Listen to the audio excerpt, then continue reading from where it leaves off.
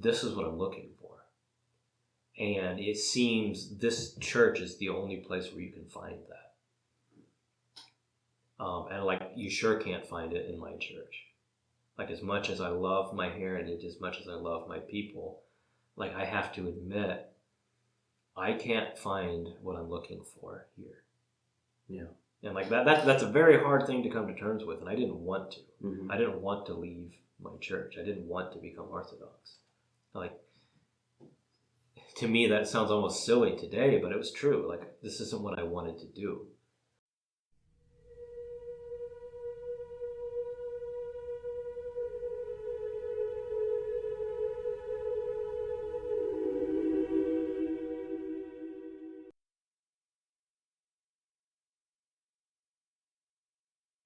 Welcome to the Sacred Life.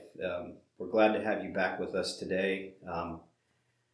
This is the first time in a long time the three of us have been on camera together, and I think we're glad to be back together. I hope that we were kind of fighting yeah before. I hope that our guests are glad to have the three of us back. But yeah, we're just sharing a little wine and cheese and crackers along with our discussion today. Want to do a little bit of a dive into the roots, I guess, of our journey into ancient Christianity, or what started it all for all of us. And of course, again, we have, most of you know us, but those of you that are not familiar with our channel yet, we have with us today John Baylor and David Baylor and myself, Aaron Beachy. And welcome, by the way, if this is your first time. Glad to have you. Yes, we're always glad for new listeners, new participants in the congregation. Hey, careful. We are not a church. The conversation. Yeah, get down there in the comment section and generate some controversy. Get down there. You just generated a controversy. Our congregation of comments. Yeah, there you go. Yeah, a YouTube channel does not a church make. Indeed, it does not. But grab yourself some wine and cheese and crackers and join with us if you want to. Or before we get too far into our subject, we should put in a little bit of a plug for our various undertakings and projects. Like, we do have our animation project that we're working on. I'll put some links to that. We don't need to say a whole lot about that, but we are working on the preliminary kind of pre-production stages of an animation project to tell the lives of the saints using actually the traditional art style of Orthodox iconography and medieval Christian art. We're very excited about the project. Like I said, I'll have some links in the description. Well, that's what we're working on in the future, though. You've got some present business. I do, actually. All these icons behind us here, I painted myself. I am an apprentice iconographer, but also have the blessing to sell icons of my own. So I'm doing that. I'll put my website in the description as well if you would like to check that out. Yeah, I would love to. Yes, John would love to. But also, that also kind of helps support what we're doing here at the Sacred Life, as well as our animation project. So we'd appreciate it if you check that out. I'd appreciate it if you buy my icons, but it does support what we're doing here and the other things that we're aiming to do. So anyway, back to you. Yeah, we talking about our journey or the beginnings of what got us interested in ancient Christianity. Yeah, we're all Mennonites here, by our upbringing. I was about to say birth, but that doesn't exactly apply to Well, it us. does apply to me. Oh, yeah? Yeah. It might. It does. It might, okay. But I mean, even stricter than that, like, that's our family heritage. Yeah. Yeah. Yeah. And it's Sort of. We're Anabaptists, we'll just say. Yeah. And didn't have a lot of exposure to any kind of Orthodoxy or Eastern Christianity of any kind. Growing up or in our community, I mean, there is an Orthodox church in Kokomo. I don't know. I guess. Yeah, I think I hear something about we had never heard of this until recently. Mm-hmm. Until we started looking around to see, are there any Orthodox churches near us? So it's not something we had any awareness of whatsoever when we were growing up. Yeah, that's actually a common problem that I encounter is Kokomo people interested in Orthodox don't realize there's even an Orthodox church. I mean, I'm Yeah. just saying that in case any Kokomo people are watching. Yeah. Um, Yeah, we there's all kinds of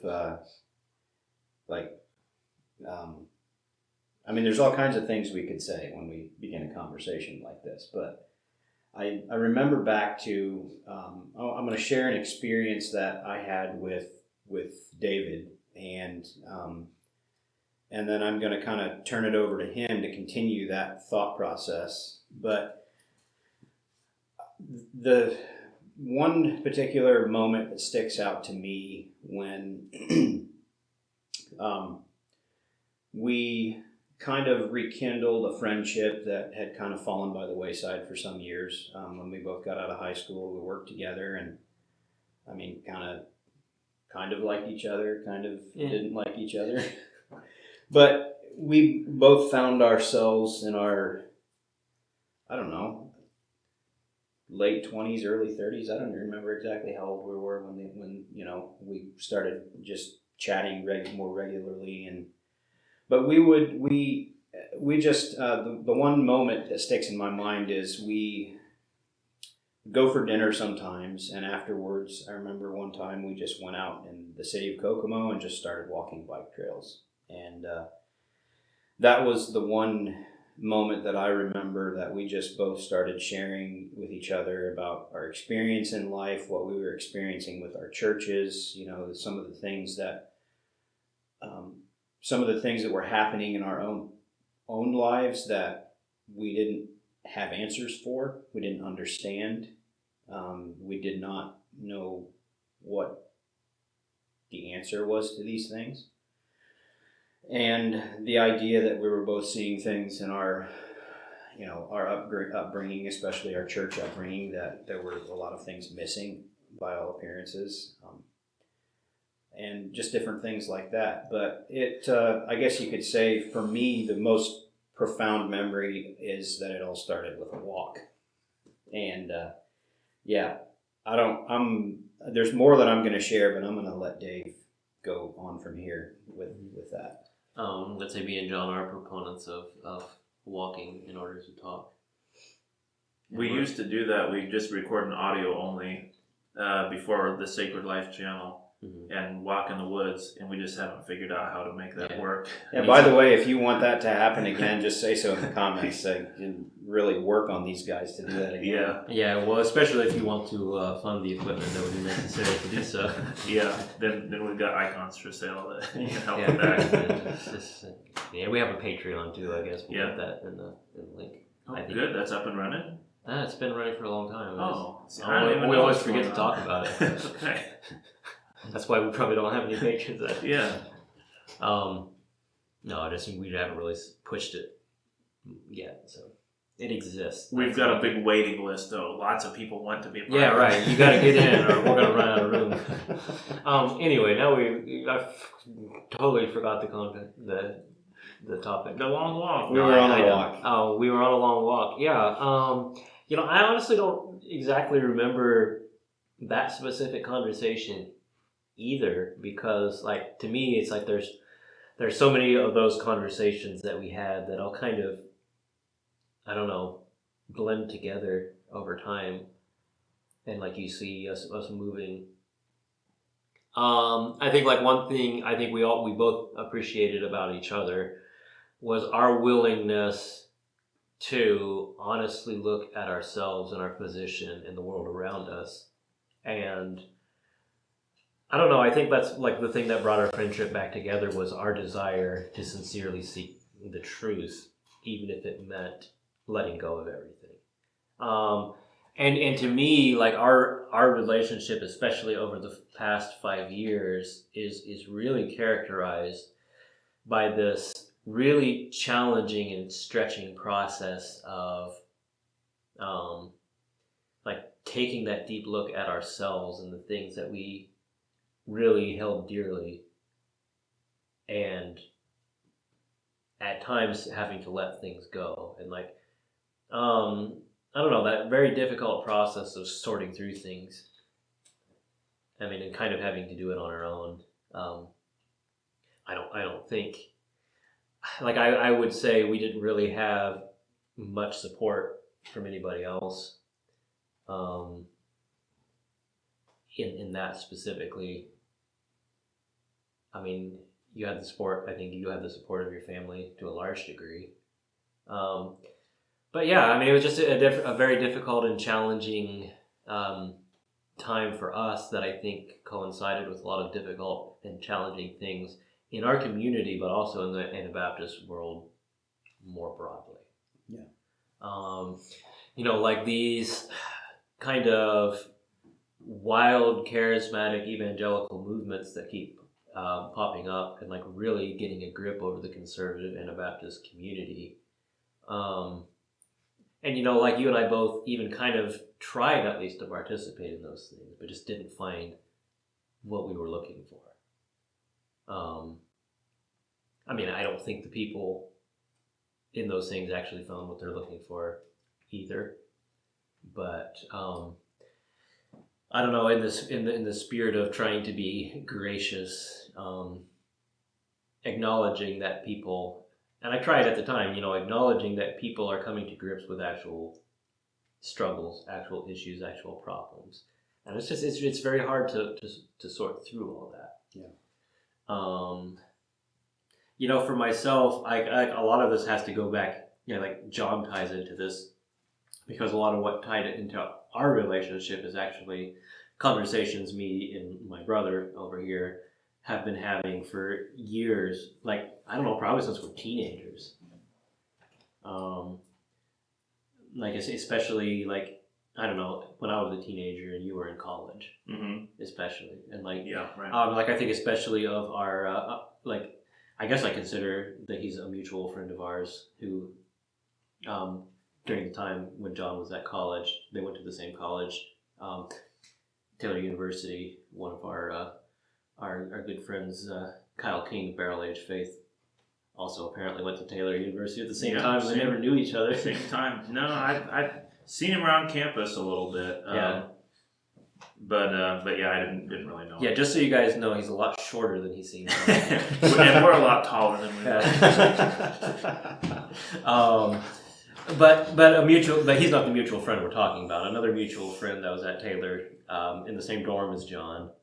I mean, we kind of knew him before through another mutual friend. Yeah.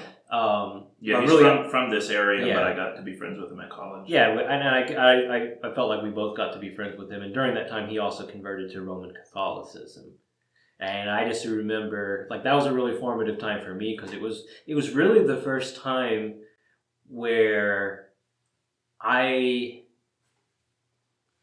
was faced with a serious challenge to my Anabaptist way of thinking, and forced to acknowledge that there actually are good and valuable things in Roman Catholicism.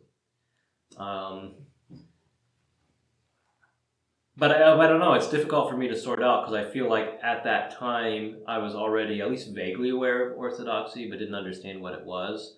I had an understanding that it isn't just Eastern Catholicism. Like, it isn't just the same thing as Roman Catholicism, only they wear funnier clothes. I mean, because I would say, like, when I was younger, that's what I would have thought. Mm-hmm.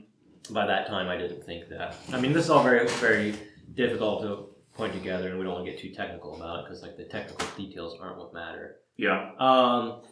Yeah, well, I just had, like, I mean, we argued with this guy a lot, and like good right. faith argument. Yeah, he wasn't good faith, but no, he was, but he's like a very stubborn, forceful, and argument kind of guy, much more so than what either of us are. Mm-hmm. But that was good for us. Yeah, right. Because like it really forced us to examine our own positions. Right.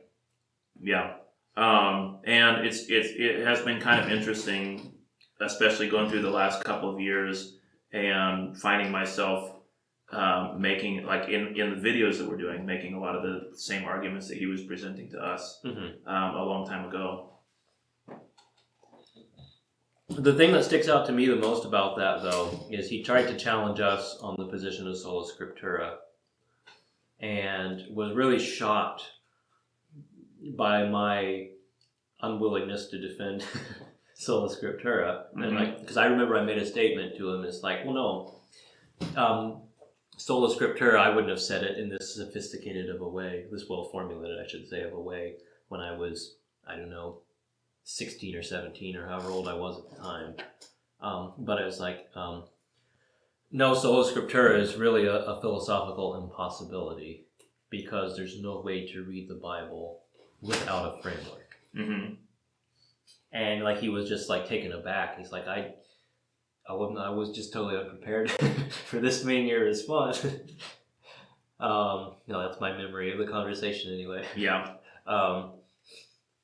But that being something that already at that point in my mind was something I was very interested in. It was like, what's actually underlying the way that we read the Bible? Because I hear people saying that they're sola scriptura, but they're obviously not. There's obviously something else working. And like the reason I came to that conclusion, we've talked about this extensively in sola scriptura videos, and we'll probably even cover it some more in the future. So we don't need to go too far into detail on that now. But just like really interested in like what's going on below the surface, because all these people are making the same argument but coming to different conclusions. So logically that demands there's something else at work in their theological system, something that they're not paying attention to. Mm-hmm. And so like that's the kind of thing that I've always been interested in, is like I want to discover the things that nobody's paying attention to, because I think having something that you're not paying attention to is extremely dangerous. Because if you're not paying attention to it, how do you know you haven't let something insidious sneak in? And like I don't want to act like I was like this pre-Orthodox person, and be like paint this overly rosy picture of myself in the past from where I stand now. Because I would have held to a lot of very firm Anabaptist beliefs at that time that now I would say I understand why I believe those things, but they were not correct.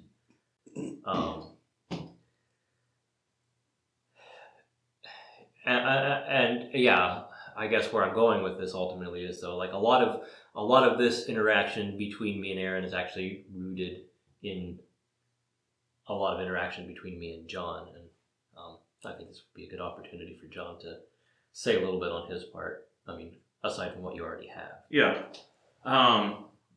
Well, again, we come from this background where Orthodoxy is just not part of it. Mm-hmm. And you've already, most of your story has just been telling about my story, my friends, my college experience. But at Taylor, Taylor is basically evangelical Christian, interdenominational. And this is kind of a little strange. This is a Christian college, and we're taking classes like on historic Christian belief, for example. And there just seemed to be kind of like a little awareness that Orthodoxy existed there, which you might expect like in a Mennonite church out in the country in Howard County, Indiana. But when you're going to the place where the scholars in Christianity are, then it seemed like it would be a little more of the discussion, mm-hmm. Especially in the settings where we're talking about these are the things that the church has historically taught. Probably there'd be some mention of it. Our textbook for our historic Christian belief was written by a professor, and I went through it fairly recently, just looking for like what it said about Orthodoxy, and it had a lot more than I remembered, so I didn't have that professor in my class, so it might have just been my particular professor just didn't have very much to say about it. Yeah. But for me, the fact that it was so neglected in that context was something that made me interested in it, actually. And in arguing with this Catholic friend, and he'd come to me all the time with like something he wanted to argue about. Mm-hmm. And I'd go through these things, and I'd do some research into some of these questions, and I would come across like Orthodox perspectives on some of these things. So just reading, start off on Wikipedia, and find a couple other things on there. But like that, just kind of mostly like Wikipedia level of depth in terms of research into it. And there were things about it that were, the Catholic kind of things that made me say like, oh, these are like Catholics, but they dress funnier, Yeah. So like I could kind of like draw those kind of conclusions about it, and yeah, I did also read about the idea of theosis. I say the idea of theosis, like the vision of life that is encapsulated by this term theosis. I say that because just to stress, like, this isn't just an idea that you try to fit in your head. Mm-hmm. And when I came across that, then I thought like, okay, these people, in some ways they're, like strange and foreign and weird and all that, and there are all these things that they do that doesn't quite seem right to me. Mm-hmm. But in this idea, this just seemed to be true, and it seemed to be a truth that I was lacking, or that my tradition was lacking. Yeah. And when I say a vision for life, because I think I mentioned theosis to the pastor at my church, and for clarity's sake, David has joined the Orthodox Church in Kokomo, and Aaron and I have not. We're both attending what is ostensibly a Free Methodist church, but our pastor there is very much interested in ancient Christianity and in trying to restore some teachings and some practices that were thrown out of the church in the West, and particularly the Protestant church. And so I talked to him about theosis, and he's not exactly like a dedicated Methodist, like what the Methodists say is right. That's not his perspective. He is very much interested in this reconnecting with ancient Christianity, and that is more important, as far as I can tell, than like fundamental principles of Methodism or whatever. But when I mentioned theosis to him, then he's said something. I mean, maybe he mentions like justification and sanctification or something like this, and saying like, oh, there's this same idea. I don't remember if that's exactly what he said. There's the same idea in the Methodist tradition as well. Like, well, no, theosis is the purpose of your life. Right. It's not like something that just happens as part of being a Christian. We're just going to have to do a video about theosis. Yeah, right. We really are, because there's so much I want to say right now. But that's off topic. No, I mean, just basically to say that like the purpose of your life is to become like Christ, and not just in the sense of like I'm a person who does some of the things that Jesus did, but in the sense of like I am going to, throughout the course of my life, grow more and more to the point where I am one nature with Christ. Right. Like we become like Christ by grace. And like united, like partaker, like the way we'd say it is like because the Bible says this, we become partakers of the divine nature. Yeah, right. So like that's very different than justification and sanctification. Right. Yeah. Now my memory of this whole thing. Now, like I have to put this into a little bit of broader context. Is this? So it's like this was at the time one of the many things that John comes to me and says that he's like really intrigued with this idea, and I think, John, are you crazy? But then eventually come around to John's way of thinking.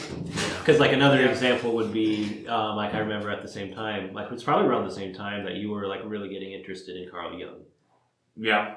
And then a little bit later, you started to get really interested in Jordan Peterson.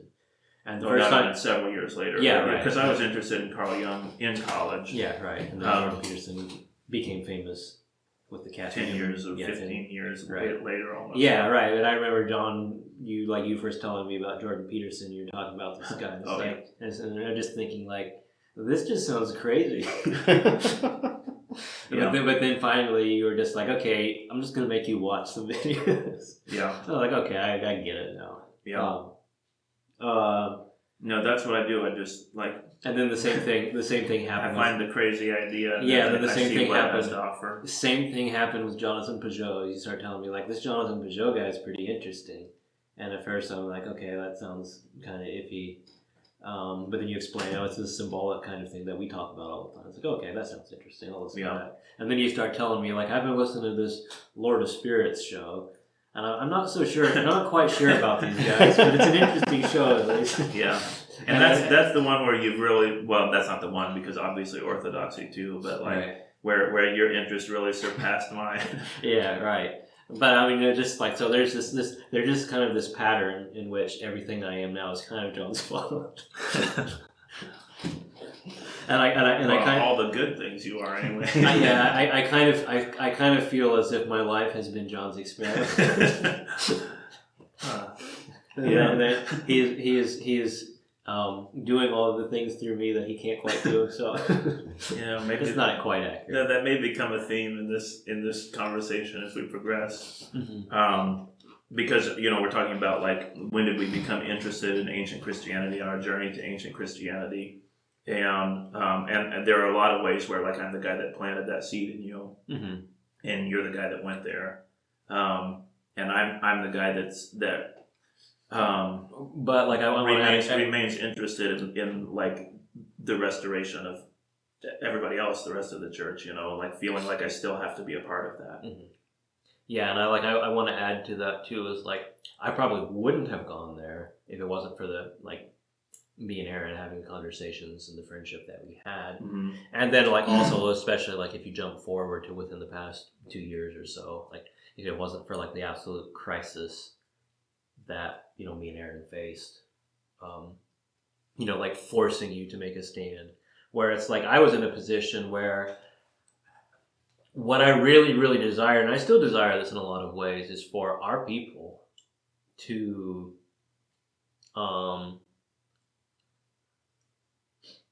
what's even the right way to say this? Experience a restoration of the faith that the apostles left us. Yeah, but like without destroying who they are. Exactly. Well, I think this also for us is a big part of our personal story, is that we were, all three of us, also very dedicated in, separate from this interest in ancient Christianity, we're interested in a kind of restoration of our own tradition, and trying to figure out like what is this really about? Because there's, in the last 100 years, 150 years, the Mennonite church has transformed into something totally different than what it was before, and that includes the conservatives. Yeah, right. What the conservative Mennonites are doing is not what we've done. That's not who we've been in the past. And so we've had this question of like, okay, so who is it that we were in the past, and trying to figure that out. And that doesn't just mean like the Reformation figures in Anabaptism. Have never been that important to our tradition. Yeah. And they've never been that important to us personally. So it's still like our interest involves looking at what were those first people that were called Anabaptists, what were they saying and what were they doing? What were the Anabaptists of later centuries saying and what were they doing? Well, a big part. I mean, we kind of sorry. I'll just wrap up the thought like. In spite of some of the radical figures in the Anabaptist Reformation, it seems like the movement as a whole was not pointing toward a radical reformation, was not pointing toward something radically new, but was pointing toward aspects of medieval Christianity that the Protestants were leaving behind, and also that the Catholics had already left behind. And so we kind of had this sense that our tradition was trying to point back to something that was older. And I think already both of us, we would have had an interest in medieval Christianity anyways. But it's sort of like in trying to understand what our tradition is all about, like you keep tracing the thread farther and farther back. Well, I would say what has happened in the West, this seems like a little bit of a digression at first, but I promise it's not. We have been informed, or at least I have, that one thing we could improve on is, and we talked about this among ourselves, is actually staying on topic. But it seems like there's been this like collapse of the hierarchical structure in the West, wherein like the top and the bottom are disconnected from each other, and that's how we develop this high church, low church dichotomy. It's like there's two kinds of churches. There's high churches and low churches. Mm-hmm. It's like, and Anglicanism tries to sort out a way in which those can both exist in the same setting. I don't think they actually did. But why I'm saying this is because, like, what this leads to is a loss of identity, because the head and the body are disconnected from each other. And so there's a body running around without a head, so it doesn't know. It doesn't know what it is. It doesn't know who it is. And that's like something like I see in Orthodoxy is where there's more of a synergy between all levels of the hierarchy. Like there's still a definite hierarchy in which the authority belongs to the bishops of the church. Mm-hmm. So it's not like this populist-run church. Yeah. It's not a democracy. It's a hierarchy. Like it's a monarchy, ultimately. Yeah. And it's run like a monarchy. But there's still like an ultimate importance on the wisdom of the people. Yeah, right. The wisdom of the people, the life of the people is a very important part of the life of the church. Right. And this is proper hierarchy. Yeah. Like a proper hierarchy is not there's somebody or some small group of people up at the top that calls all the shots. What happens is like they distill the wisdom of the people into a coherent vision, mm-hmm. and then essentially like show the people how to live out their own communal vision. Yeah. Like if you're not receiving from the bottom in that way, you're not receiving the good that comes up from the people, then you're not a leader. Yeah, and to me, like this becomes the most obvious in Vatican II, when in the Novus Ordo Mass they reverse the direction. The Catholic Church, Roman Catholic Church, I should say, reverses the direction that the priest faces during the sacrifice of the Mass. You've probably heard this ad orientem, and what's the other one? I don't know, but it's towards the people. Yeah. I guess just ad populum. That's one. There's another way to say it as well. Yeah. But anyway, that doesn't matter. That in the Orthodox Church, the priest, when he's saying his prayers and when he's doing the consecration and all of these things, he's always facing the same direction that the people are facing. Like this is liturgically towards the east. Mm-hmm. So everybody is looking together, and the priest is leading the people in worship. And then in the West, they turn that around, and this happens much earlier in the Protestant setting. Yeah, where right. the minister is turned around and he's facing towards the people. But to me, it's like symbolically, what's happening there is like a complete collapse and breakdown of the hierarchy, to where now it is the person standing up front who is in charge, and who is like doing like the Orthodox priest will face the people, like for example when he's giving the homily. Yeah. And then he'll face the people to give a blessing. Mm-hmm. At different points during the liturgy. But notably, he will also face a couple times during the liturgy, face the people and ask for forgiveness. Which is like, it's nice to have those two elements together. Yeah. It's like you're facing the people in authority, but also in humility.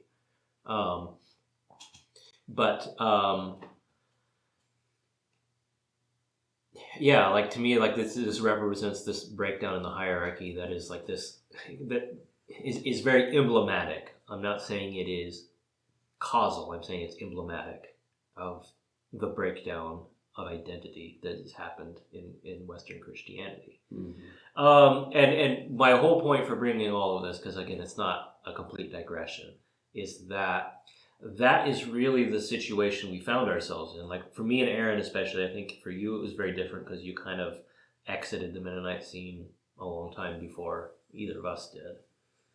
Yeah, in a way. In a way, yeah.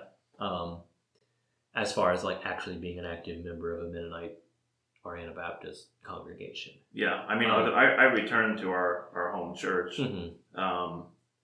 That's been fairly recently that I was there. Not quite as recent as what you guys were a part of your Mennonite churches.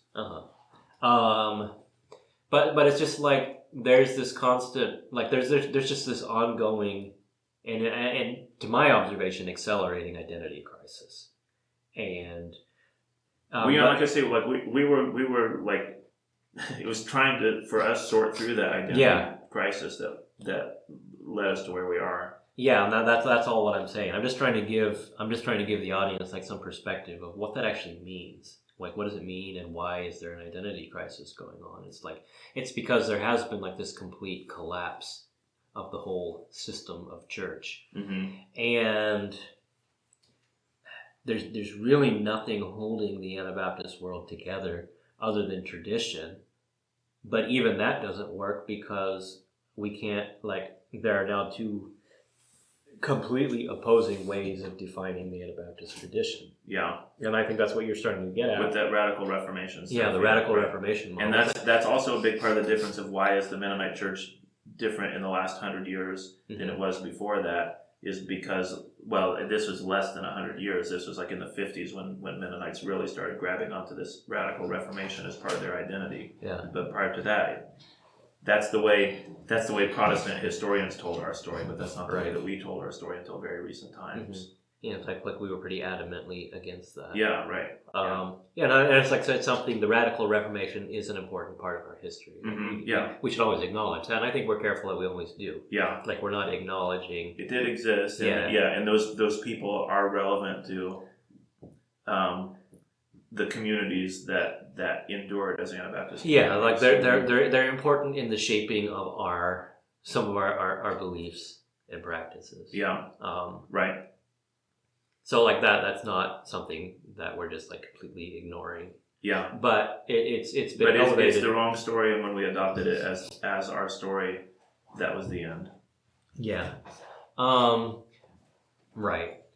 In part because I think a big part of that is because we had a very clear and distinct identity for 400 years, and then we abandoned it, and when we tried to redefine it, and like there are two very different ways that we tried to redefine it. One is the mainline evangelical, well, not even evangelical. I don't know if the Mennonite church is actually classified as evangelical, but the mainline Mennonite, I should say, way of defining that identity. Like both look to the radical Reformation. They just define the radical Reformation in vastly different ways, which is like, for one thing, danger of willy-nilly trying to reform your identity around something, is because you're not connected to something that happened 500 years ago. So there's that way, like the liberal Mennonite way, and then there's the conservative way, and both of them end up really injecting something from the outside and then trying to justify it by redefining history. So it's really like this very almost postmodernist phenomenon going on, like this rewriting of history. I mean, I'll just be blunt. I think there's something satanic about it. Well, and also, I mean, the Mennonite Church USA uses a confession faith. It's called Confession, a Mennonite Perspective. And there's also this sort of like postmodern kind of idea that's just like captured in the title, like this isn't the truth. It's just our perspective. This is our perspective, one of many perspectives. But that's interesting because that's become like a almost completely pervasive element of the modern conservative.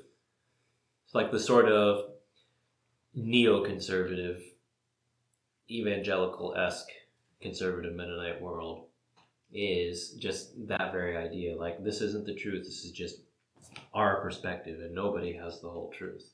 And like that's something that really, really bugged me. Is like I wanted to try to go along with that, and I tried really hard because I felt like, oh, this is a position of humility. Well, it's like saying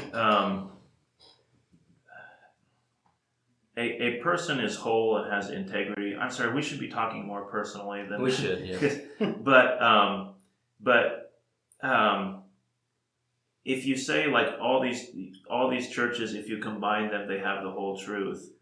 That might actually be accurate, but like the problem is that they're all splintered apart. Well, And when a church splits, it's like one personality goes to this church and the other personality goes to this church. That division should have never happened. Right, and Well, then that will only like accelerate and exacerbate it the will, problem. right. And then also, like for me personally, like Because, for example, because your kids are going to be divided into the same personality types that the original group was, and you've shown them what to do about it. Just divide the church. yeah, but then put yourself like in the position me and Aaron were in, where you're facing like actual existential problems, both in your community and in your personal lives. Mm-hmm. And then the answer that people have is like, well, we don't have the whole truth. Like, forgive my blunt language, but what the hell am I supposed to do with that? well, and one of the things that I saw personally happen when my dad and my family and most of the group that we were part of split off from a Mennonite church and we started a new group. One of the things I saw happen was we knew we weren't finding the answers where we were at. Mm-hmm. But when we started the new group, we didn't know for sure where to find the answers either. We didn't know for sure where we were going. So what would happen is, in light of that idea that, well, we have part of the truth, but these other groups have part of the truth too. Mm-hmm. So every time we would interact with another group or whatever, we would find ourselves being willing to just be basically changed and molded in the way they might want to do things or whatever like that. And we kind of had nothing to stand on. And so it was almost like you would leave that type of a situation or setting and come away thinking, well, what do we actually have here? The feeling would be that we didn't actually have anything. Mm-hmm. And so it was like, it led to many of our group just drifting away over the years. Well, because like you think about that, again, like let's not go too far of this because we do need to keep it reined into ourselves, but it's like, but just think about that practically. If I'm in that situation and where my church is saying, well, we don't have the answers, we're just trying to sort it out the best we can. Well, not even that the church was actually saying that, it was just manifesting. Yeah, it's implicit. Yeah. Like, at the very least, it's implicit. Yeah. And like, I'm not saying that and like making assumptions. I'm saying that like because I was there. People are experiencing it. Yeah. And so like if I'm in that position, and I think that's kind of the position ultimately that you and me were in. It's like, okay, if our church is saying they don't have the answers, that means I personally have to figure out what the answers are. And what are the chances that I'm going to come to the same conclusions that the church I'm in? Like, they're zero. Yeah. Because what you find out in that situation when you talk to people in your church, that not a single person in that church agrees with the church. They all have their own opinion, but they're all just deciding to abide where they're at. Which is like, there's something admirable about that. So like I don't want to be completely critical about that. We had a pastor at when I said I went back to our home church for a little while. After my parents left, our family left the church while I was in college, and several years later I went back without them. And the pastor there was preaching a message that's like a liberal take on I'll just say a controversial social issue that's very controversial today. And he said like, hey, this is my position on it, and who knows, next week my position might be something different. Mm-hmm. And I told our dad that, and when he heard that, he said, when they speak, they are to speak as the oracles of God. That's what the Bible says. Mm-hmm. And this guy was, he's supposedly the pastor of a church, but unwilling. Like, it takes boldness, or like, not just boldness, it takes also like knowing that you're speaking what God would have you speak. Yeah. But there, I mean, there's a type of boldness and like to not do that. And say like, hey, this is what I think. I might believe something else next week. That's like a cowardly way of dealing with something that's actually a really serious issue. Yeah, my perspective of that, like that's something I've constantly tried to sort out, because at the one hand, if I'm in that position, I'm probably going to tend towards a position of humility. Which would involve like not preaching a sermon on it. Yeah, right. Exactly. But I mean, still, yeah, there may be things that your position can change, but like sorry. Yeah, I'm just using this. It's useful in illustrating a point, which is that that is something that really bugged me. Is that I feel like it's okay for me to say I have certain gifts, and in some cases they're rare and unusual and remarkable.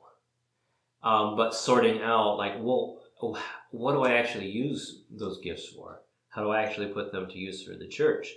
Because, like, let's say, for example, if one of the gifts that I have is my intellect, my intelligence, like that for me, that's a tough one, because there's so much danger in that one. Mm-hmm. And if I put myself in that position where I'm saying I'm intelligent, so I have the authority to speak, I got to be careful, because there's a lot of people out there who are in that position and they think they have the authority to speak and do not. Mm-hmm. And then this is something that ultimately leads me to the conclusion that in a there's a hierarchy, whole lot part of what gives you your authority is your humility. Right. Yeah. So you need a hierarchy, but I think you also need apostolic succession. You need a sense in which that authority comes from God. And there has to actually be a way in which you can understand that your authority has come from God, and other people can understand that it has come from God. And the only system that actually works that out is apostolic succession, in which you say there actually is an institutional church which Christ has given authority, and which is able to pass that authority down. And you know, all that means really is that your hierarchy actually exists within a structure where God is on top.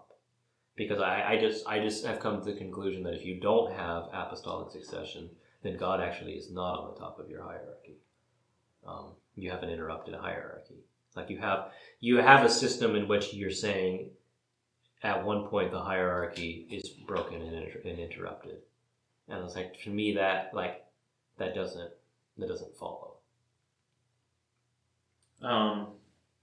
Yeah, I don't know that I would go like quite as far in that, but well, yeah, like I said, there's a sense in which, like, if you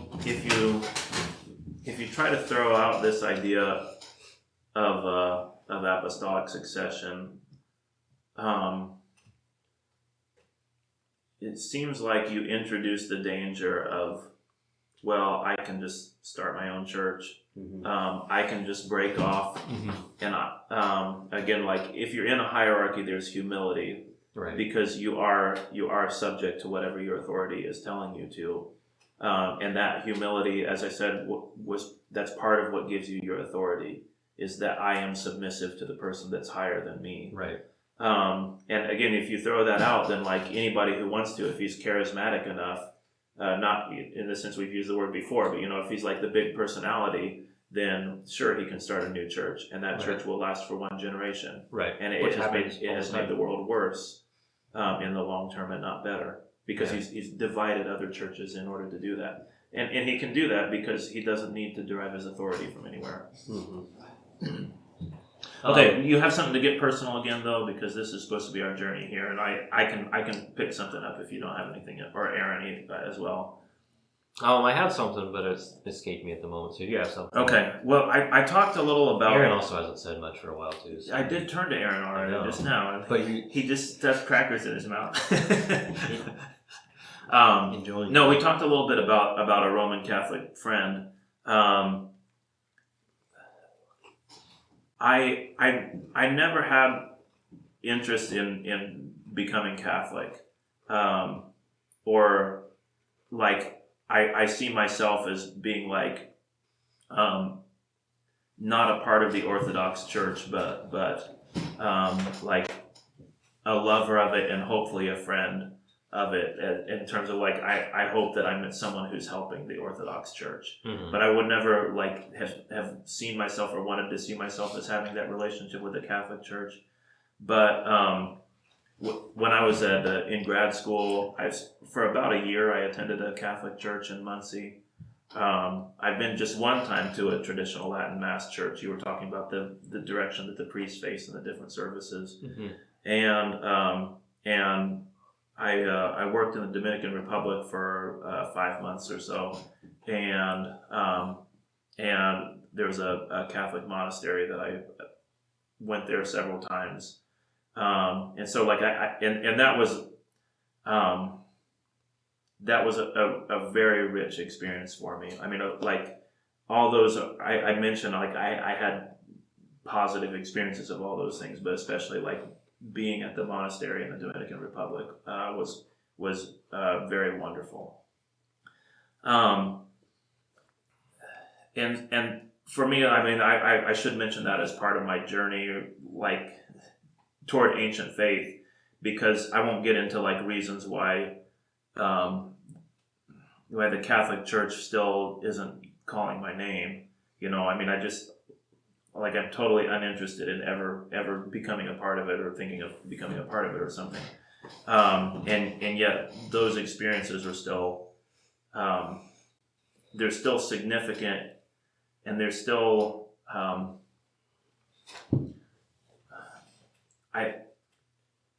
some of the reasons why I did that were some of the same reasons that we were doing our videos early on, is because there's a major part of the Christian tradition that we're sort of taught to look at as basically being evil, and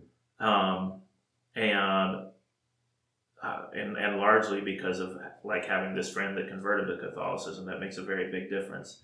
Well, I mean, we have cousins that are Catholics too, right? But like we don't really relate to them as Catholics. You know what I mean? Right. But for me, that was something that was always important. Yeah, I'd hear people, like even in my own churches, say things about Catholics, and it's like I have friends that are Catholics. I went to school with Catholics. Right, yeah. I have cousins that are Catholics, and these people are not evil. Some of them are better Christians than you are. Yeah. And like that, that always bugged me. Mm-hmm. It's like that's. Yeah. So for me, I felt like being a part of those churches. I mean, there's only one of them that was the church in Muncie that I attended fairly regularly, that I was going to there for like a year. But it was like I said, I didn't want to become a part of it, but I still wanted some kind of reconciliation with that. I want to be able to view these, not only these people, but this whole tradition as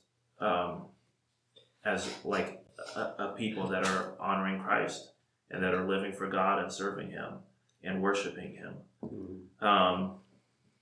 And I don't know, I mean, like being willing to do that was, it definitely had an impact on me. Like, like taking that step, it definitely opened me up to things that I wouldn't have been open to otherwise.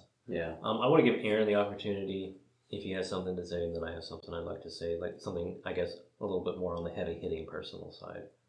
Yeah.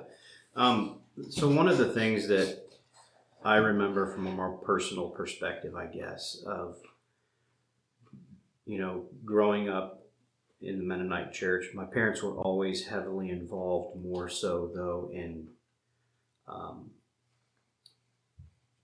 Protestant type functions, Protestant groups. We were involved in a homeschool group that was very Protestant. And, you know, while I ultimately don't think those groups had the answers that my parents were looking for, my parents were, however, looking for answers because they instinctively understood and experienced in their own lives that the lack of answers or solutions, I guess you could say, in the environment that they grew up in. And they wanted more. And, you know, that's kind of like, there was an experience I had at one of these one of these functions that was part of this group was a young man sat across from me and my older sister, and he saw that we were Mennonite, and he started asking us questions. And he started asking us questions about why we do this or why we do that. And I gave, if I recall, I was probably only about 16 years old, so I was very young and naive. But I gave probably the most famous answer that modern Mennonites or Amish people will give is, well, it's just because it's what we do. Mm-hmm. It's just what we do. We're taught to do that. It's what we've always done. That's how we do it. Yeah. And I came away from that. And that kind of, in many ways, kind of was my own rude awakening to the idea that, well, that was a terrible answer. Yeah. I felt... Which is, if you're part of a healthy tradition, you're going to do that same thing. Yeah. Mm-hmm. And I came away from that thinking, or realizing almost with this terrible feeling in the pit of my stomach was, well, that's no answer to give, and what am I left with walking away from that conversation? Mm-hmm. And I went through, I would say, many years of just kind of feeling my faith as something that, well, is probably not a better alternative, so this is the way I'll do things. Yeah. That's kind of the way I experienced life for many years. But one of the things that always stuck out to me was that when I would observe, the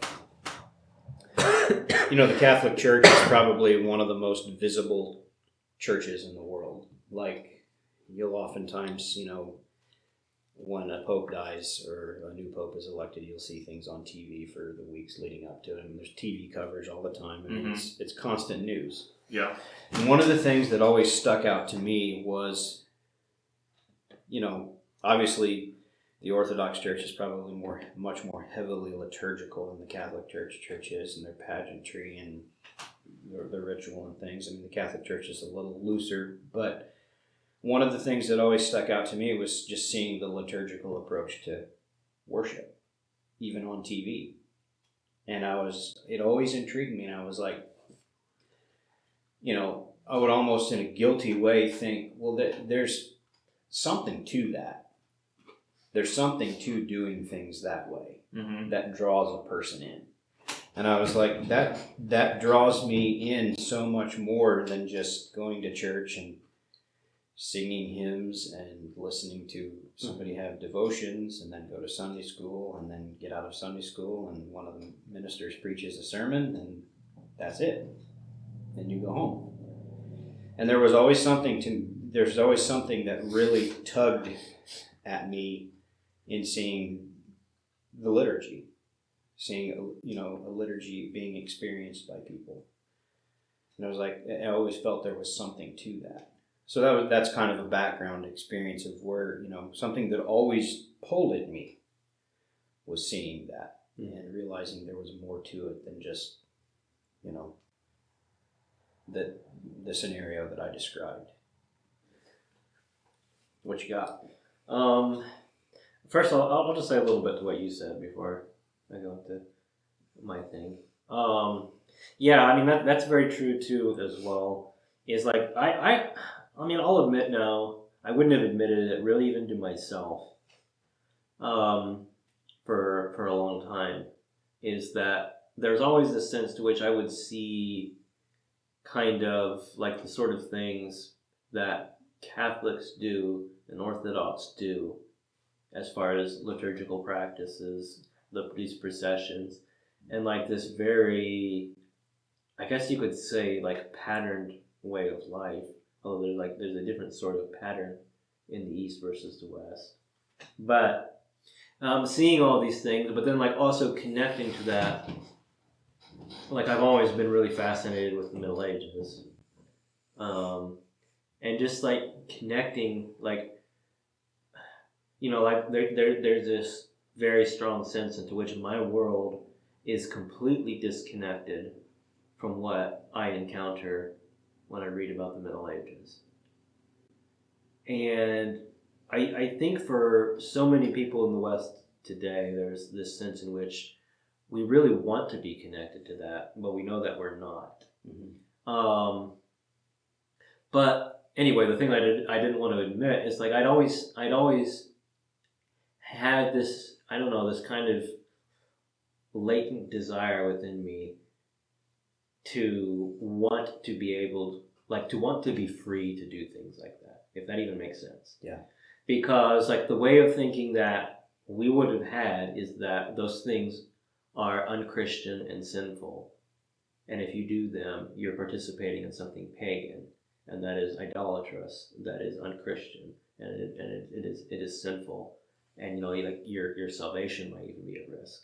Just so it's like you don't go near those things because, what does the kingdom of God have to do with the kingdom of Satan? That kind of thinking. But just like there being this desire within me, and like you could say, oh, that's just just your rebellious flesh that wants it, and that's like what I would have thought. I think I don't know exactly because I don't know. Sometimes it's hard to know what even you yourself used to think. But yeah, like there just being this like this really strong sense in which I would see these things, and just part of me feel like I would really like this to be able to do that. Like there's just something very appealing about this. I don't know if you'd have anything to say about that. Well, partly I just, I guess I'm curious about like what are the most particular things when you say that. I don't know. That's hard to pin down exactly because it is kind of like a very like latent inward desire. Yeah. But it is something I notice a lot more now.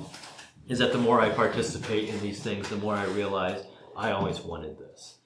Yeah. Like this is what worship is, and my soul has desired this. Yeah.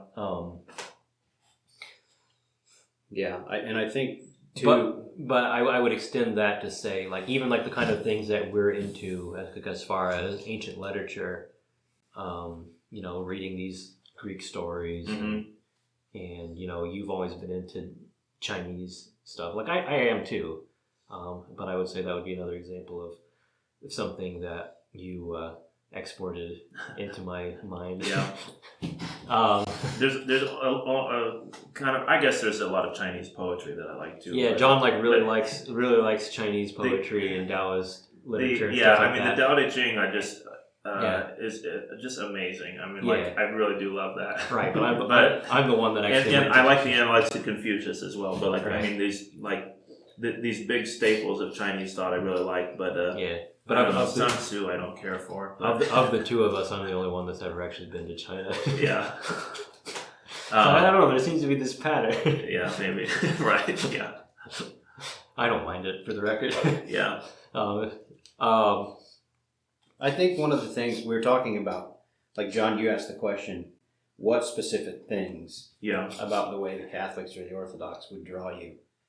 And I think it's an experience that connects to what is supposed to be your faith. Mm-hmm. Yeah, and I think that's a lot of what I'm getting at. Yeah.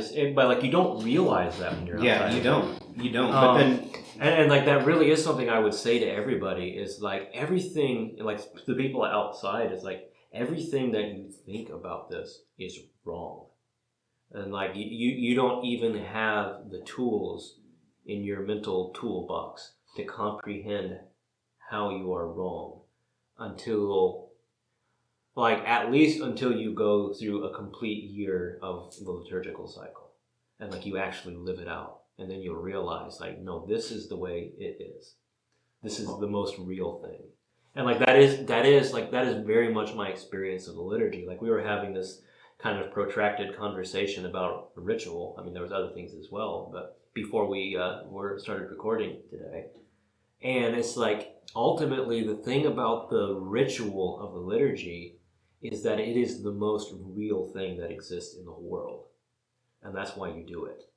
Mm-hmm. Because, like, anything else that you try to do, like, I mean, this sounds really, really harsh, but, like, if you're a Protestant listening to this, like, I would just say, you have no concept of how artificial your worship is, because you've never experienced reality. I mean, but, like, that's an observation I would make of our whole modern world, our whole post-Reformation world is, it is so fake. It is like completely built on this nominalist and idealist architecture, like philosophical architecture that is just not real. It doesn't exist. Mm-hmm. And that is the most evident in the way that you think that you worship God. Like, I guess I can be a little bit edgy and say, like, I don't think you actually worship God, because that's not what worship is. And I'm not saying that to be mean. I'm just saying that to say, like I want you to listen to me when I say this is real. The liturgy is real. And I just don't know how to say that any other way than what I said, that you can't understand that from the outside. Yeah. I'd been to the Orthodox Church in Kokomo once before. We went to St. George together, and we did the video on that. Mm-hmm. And that at St. George was not my first experience, but when we were there, I just had this sense of like, this is not just really old Christianity, but this is ancient humanity. Like the ritual element of the service. And ancient humanity in the sense of like this is in touch with something that is very deeply human. Yeah. That other things are not in touch with. Yeah. Other expressions of Christianity are not in touch with. Well, I'd just like to say, to add to what you said, we need to get less logical in our approach Mm-hmm. to our Christianity and our practice. Like, we just do. Like, it's become so logical, it's been whittled down to nothing. Right. Yeah. Like to kind of illustrate this point a little bit.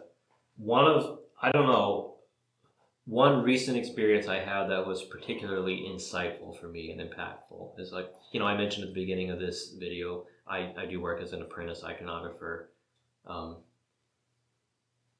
And we were, a number of months ago, we were working on a series of saints icons for an Orthodox church.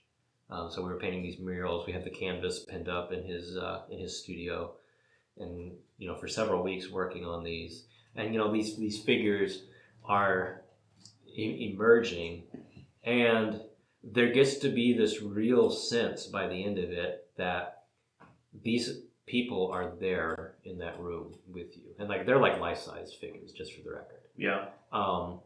And then when we're done, we roll up the canvases. I sent you. Sorry, go ahead, finish. Yeah, like we roll up the canvases so that we can, the next day or whatever it was, pack them up in the car and drive them to the church and install them. And like as soon as those saints were off the wall, it's like there was something missing. It's like all of these saints that you were there hanging out with, basically. I don't know how else to describe it. It's like you were actually like there having a relationship with these people, and then they left. And there's there was like almost like something was lost. And like there's a similar thing even here in my own house. Like, for the most part, this room that we're in right now is where I do my own prayers. I have my prayer corner, I guess is the usual Orthodox term, even if it's not actually in a corner, over here to this side of us. Some of the icons are back on the wall behind us right now, but for a little while I was doing it in the room below us. We're on the second story of my house here. I have a similar place on the east wall downstairs, and just kind of for convenience sake, I was using that for a while instead of up here. So I had those icons that are up here, I had them down there. And when I moved them back out up here, it's like just going to that place where they were, it's just like there used to be something here and there's not anymore. And all of this is just like an illustration that, like, you want to try to explain this, and you want to come up with all of these theories about worship or these theories about iconography, or something like that. But it's just like the only thing that matters is what you actually experience and what's actually real. And like you try to tell people that, but you can't understand that. Mm-hmm. Well, and just to add to what you said there, David, like our hope needs to be, like you said something pretty profound there. It's not really possible to get people to comprehend what we're talking about with words. Mm-hmm. Like our prayer needs to be that people will be willing to try the experience. Yeah. And allow themselves to experience these things, because there's just not, words won't convince. We live in a world where we really think that the words are going to convince people, but that just gets less and less by the day that goes by. Mm-hmm. People are less convinced by the words that people are saying. I'm always skeptical to talk about this. This isn't actually the personal thing I was going to talk about, but it just came to my mind. And I've kind of held off of actually saying this to anybody, but maybe the time is appropriate. I feel like maybe I just needed time to process it. Saint Gregory Palamas, he's actually right here behind me. He's my patron saint. So my baptismal name is actually Gregory.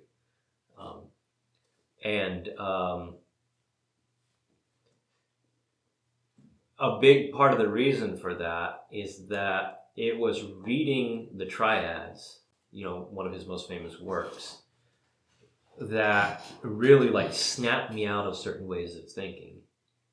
And particularly what it was in there, I believe this was in the section where he's talking about, in the book that I have, I think it's entitled Philosophy Does Not Save You, which is basically what Aaron was just talking about. And he's really refuting this Western scholastic notion, I guess you would say, of idealism. I'm not sure if that's quite the right term in this context, but just this concept that it's all of these ideas and defining everything and explaining everything. And just, I'm not going to recap it here. You can go read it for yourself, and I would encourage you to do so. But just this real sharp critique of the whole Western system and the priorities that we had developed, or like we had already developed these ways by his time in the 14th century. This was kind of like, by his time, the Thomist school had pretty well taken over in the West. The Dominican school, I guess, is actually more accurate. The Dominican school was very much dominant in the West. And just not only that, but him explaining what the consequences of this way of thinking were going to be. And it just seemed to me when I was reading that, it's like St. Gregory Palamas predicted the modern world. He knew what we were going to do to ourselves. He knew the spiritual suicide that we had committed.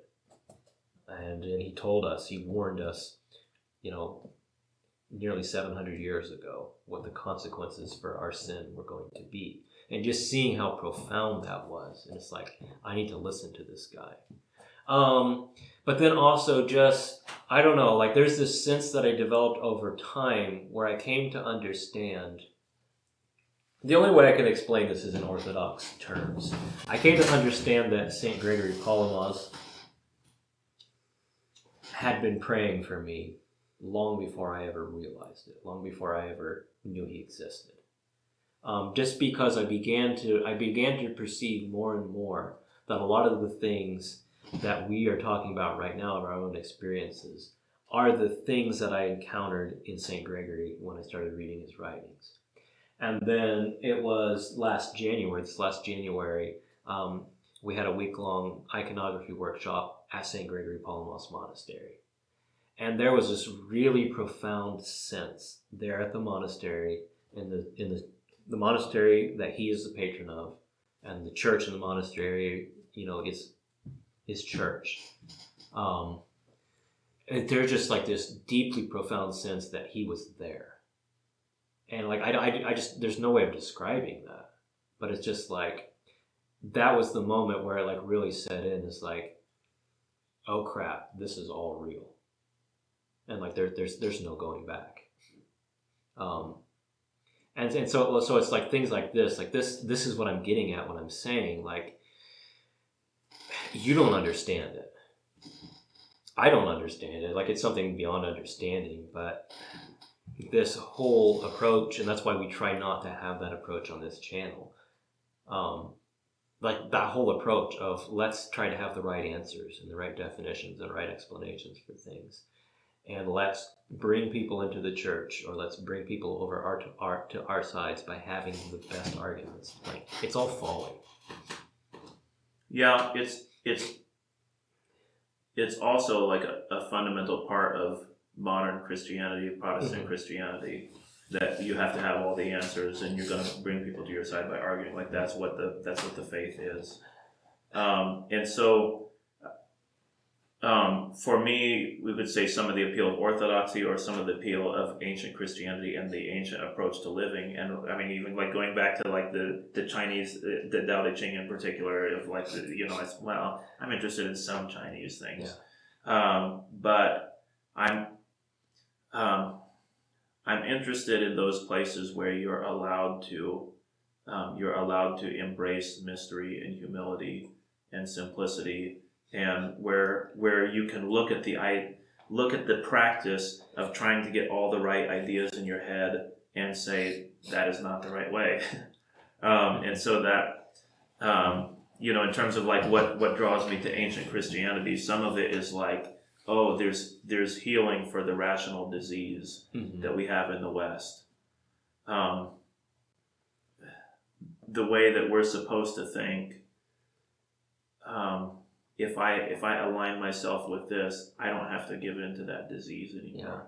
But like, there's this sense too, and like, this is again continuing to be personal. I'm not speaking in abstractions. I'm speaking, I think, an experience that we've all had, which is that we encounter things. I've always encountered things in my life that the religious system that we have is not able to account for. Mm-hmm. I think almost all of us have at one time or another in our life encountered a demonic presence. Maybe even in a way that seemed physical. And like for and I, it might seem a little bit unfair at first to say your religion doesn't have any way to account for that. But what I mean by that is that, well, yeah, I mean, I think that's perfectly fair, actually, because that's something that always frustrated me, and something I uniquely found in Orthodoxy, going back to the Lord of Spirits, especially helping me to really reconcile my own actual experiences in life. Like, to understand how demons are a force that actually exists in the world, and how active they are, and how like almost ubiquitous they are. But like, also, you encountering a demon doesn't mean you're a sinful and evil person. And like that's just something we always struggled with in our setting was, what do you do when somebody has a demonic encounter? And the only answer people seem to have is like, well, these kind of demonic encounters must be happening because of some sin in your life. I was like, that's just, I don't know, that's bad. Like, and I know people, some of these people still in that setting, who that way of thinking has caused almost irreparable harm to them. Like, you might even know some of the people I'm thinking of. But then also, like, there's this whole spectrum of spiritual experiences and encounters that you just don't know what to do with. But that all relates to these, even going back to what we're talking about of the experiences of the liturgical and ritual life, is that like these things are real and meaningful. But then also just the sense that everything is real and meaningful. Like, yeah, your life has meaning. The things that happen to you have meaning. Mm-hmm. And yeah, I don't know. That's all very difficult. For me, it was very difficult to make any sense of that for so long. Yeah. You mentioned me being interested in Jonathan Pageau, but I would say this somewhat in response to listening to Jordan Peterson a little bit. who sort of unwittingly wound up driving a lot of people to Orthodoxy. I think he's But- okay with it. Yeah, he Just is. in the same way that you're okay with it. Yeah, right. Yeah. But both of those guys, I felt, and especially with Pajot, then I felt like in listening to some of the things they were saying, I felt like I can let go of some of the things that I'm supposed to believe in Yeah. that just don't actually seem to hold up and don't seem to really describe the way that life is. Like I'm under no obligation to believe things that aren't true.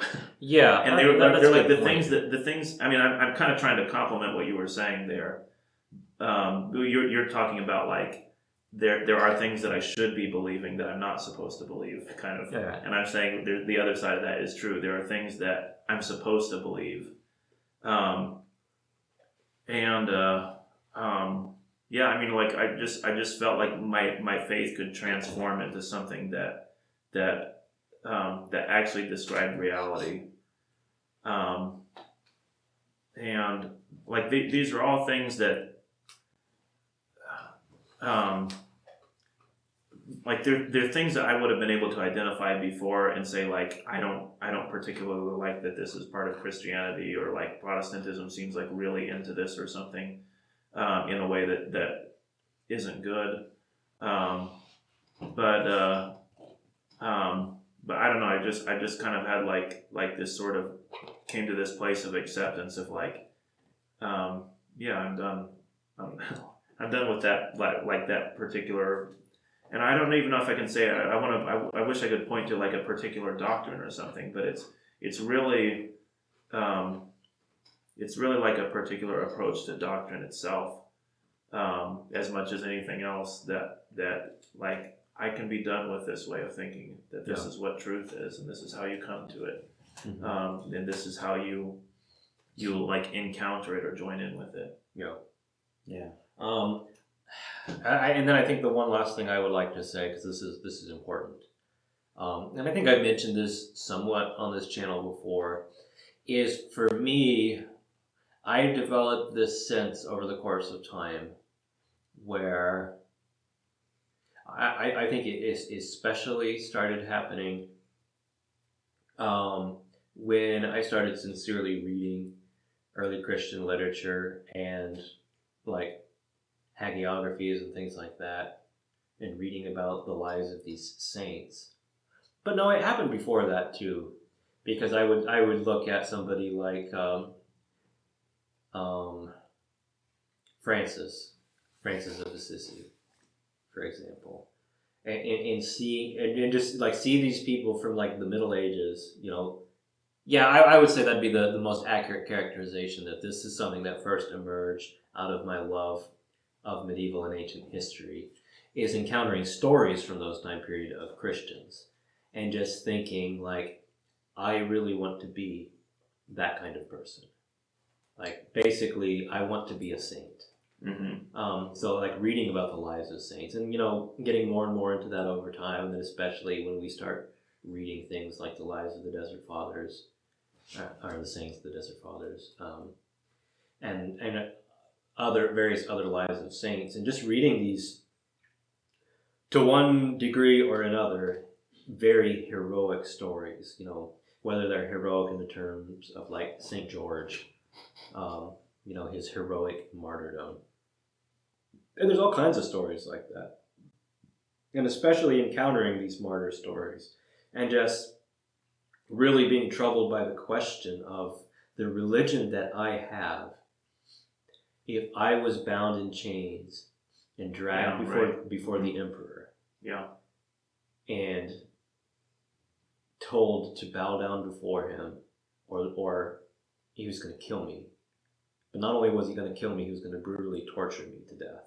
Like, would I stand? Mm-hmm. And again, I think I said this before, is like feeling like my answer was, maybe I wouldn't. And it's not because I don't have, like, it's not because I don't love God enough. It's because my belief system isn't,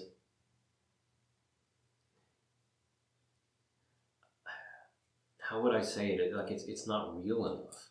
It's not rigorous enough. It doesn't equip me to stand in that kind of situation. Yeah. And also, it doesn't really give me a reason to die in that situation. Mm-hmm. But discovering just discovering an orthodoxy is like in the Orthodox faith, there's a reason to die because death is victory. But I mean, yeah, you can kind of say that's true of Christianity in general. But for me, the main thing is just this question of how do I become a saint, and where do you see these things? You know, as evangelical adjacent Christians, we'd have these stories of like these great missionaries and people who did all these things. It's like the things that they did are good. And like, you know, the missionaries who went to South America and were murdered by the Bush tribes, and then their family goes back and evangelizes those same people. Like, that's admirable and praiseworthy. But it's like, I don't know how to say this that doesn't sound like I'm criticizing those people, but it's not the same thing, because that's not something that has any practical meaning for my life. Like, I'm not going to go to South America and die. Like, that's extremely unlikely. And I don't know, maybe you can help me put into words what I'm trying to say. Because I'm not trying to diminish anybody's sacrifice. But I'm just trying to say it's not the same kind of story. Because it just isn't, and just because what I was after was like I was trying to find, like, we read these stories, these miraculous stories of saints. You know, it's like St. George. The story of St. George is a good example, because like St. George is tortured and miraculously healed after every torture, but not only that, it's like he heals everybody around him, and like the emperor's own wife sees the miracles of St. George and can't deny it, and is willing to like I'm gonna die with him. Like I just can't do anything else. I'm gonna die with St. George. But like that's not even uncommon. Like just a few days ago, we had it was the feast of Saint Adrian, and that's Saint Adrian's story. Is he's a Roman. I forget what his title was, but he's a Roman official of some kind who's like in charge of the overseeing of torturing of Christians. And he's sent by the emperor, like, you need to get down all their names so that we have record of who this is. And in the process of this, he's like trying to understand, is like, why would you do such madness? And then at the end of asking them all these questions, he turns to the guy with him. He's like, put my name on the list. Then he dies with them. And it's like, that to me is a very different kind of story. Mm-hmm. And just like being troubled with those stories, it's like, man, I'm not so sure I could do that. I'm not so sure that if I was put into that position, I would make that stand. Yeah. You know, I can tell 100 other saint stories. You know, like we have. Well, if it's you kind of made this distinction already, but it's not just you're saying this about like me personally, but it's like the faith, mm-hmm. the system that I have. It's like I've got this faith that means I, you know, like here's the confession and I assent to all these things, you know, put the check in the box kind of thing. Like, why would you die for that? Yeah, but then in the midst of that, like all of the criticism that I'd heard of my life of Orthodox Christians, you know, like being really bothered, especially by encountering like Mennonites were sending missionaries like into like places like Ukraine and Romania and trying to bring people away out of the Orthodox Church into the Mennonite or some kind of evangelical faith, you know, trying to make them born again Christians, mm-hmm. and being really bothered by that. It's like, there's a church there. Yeah. But then I went on this mission trip to the Dominican Republic, short-term mission trip, and we were doing a bunch of service projects, but then like part of it is we were trying to encourage this development of a Protestant church in some like teeny tiny little village. Yeah. And, you know, like, I mean, we're kind of going through this, like, and the leaders are trying to convince us how, like, this isn't like we're against Catholics or something, but there's like this there's a bunch of weird, like, kind of pagan cultic practices, in traditional Latin American country Christianity, Catholicism, or something like that. So, like, the answer is we've got to bring Protestantism apparently to these villages. Yeah. And I mean, that's not what I signed up for actually when I went on the trip. Yeah. But I went back there. That was a short-term trip. That wasn't. I talked before about going on monastery, but I went there again to the same area and worked there for 5 months, and went back to visit that village, and nobody was using the church that we built because the Protestant church there had split into 2 different churches in the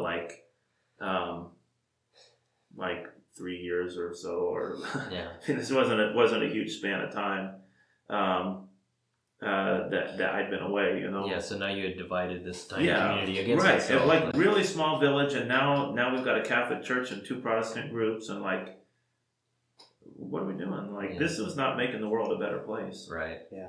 Yeah, but I'm sorry, I won't say that. It's outside of the spirit of this conversation. Yeah, so it's things like that. And then, one thing that really bothered me, and Aaron can relate to this because it bothered us together, and we talked about this extensively, is evangelical missions in Syria that some very prominent conservative Mennonite people were really excited and involved with. And then just seeing their criticism of the Orthodox faith. And now I will say, I know Syrian Christians personally, and my godfather is from Lebanon, and I know Arab Palestinian Christians, and you have no right to question their faith. But just seeing, like, we're going to these places and telling these people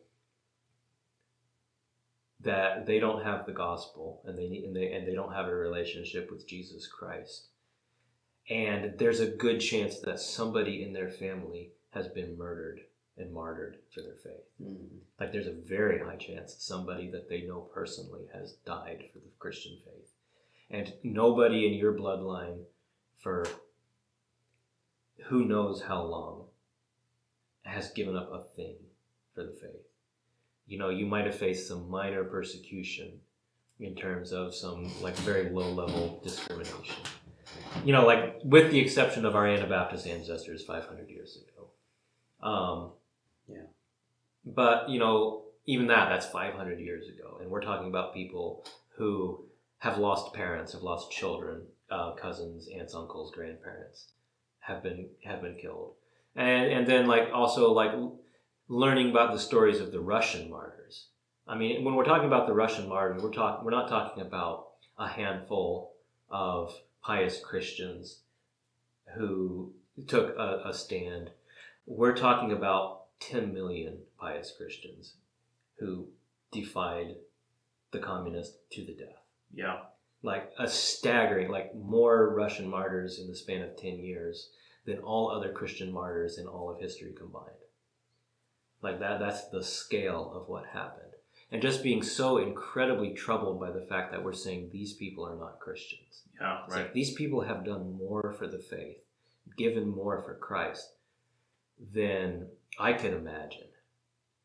Mm-hmm. So that's one side of it, like the martyr side of it. Like, martyrs are saints. So, like, the 25 martyrs in Damascus that were killed a couple months ago, like, they're now saints in the Orthodox Church.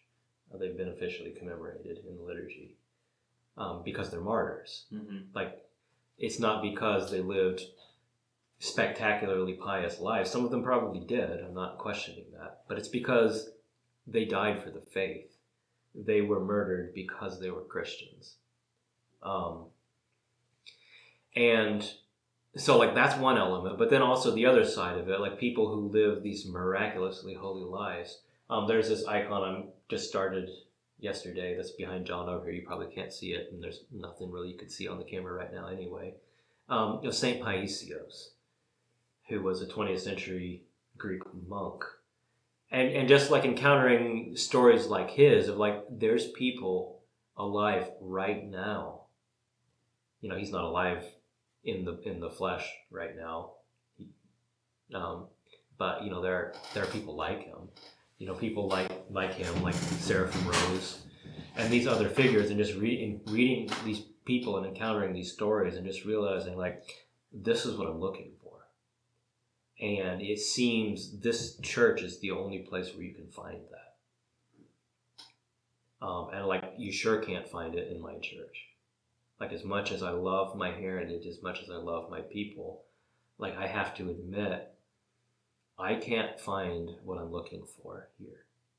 Yeah. And like that's a very hard thing to come to terms with, and I didn't want to. Mm-hmm. I didn't want to leave my church. I didn't want to become Orthodox. Like, to me, that sounds almost silly today, but it was true. Like, this isn't what I wanted to do. Yeah, I don't regret it. Yeah. I'm not, crying about it, I guess. Yeah. John, do you have anything else you want to add? No, we can go ahead and bring it to a close. Okay. We're glad that you follow us and participate in these conversations. Share some of your own stories. I know one of the things I've noticed over the past year, especially with David having been on the journey that he is on, hearing some of your similar stories as well. Keep sharing those. We love to hear those. They are encouraging. And please keep praying for us, for all three of us. We have families and we have people in our lives that we love and that we care for just as all of you do. And that's always a big part of life. And so we want to pray for you just as you pray for us. So again, thank you for being with us today. And we wish you peace in Christ.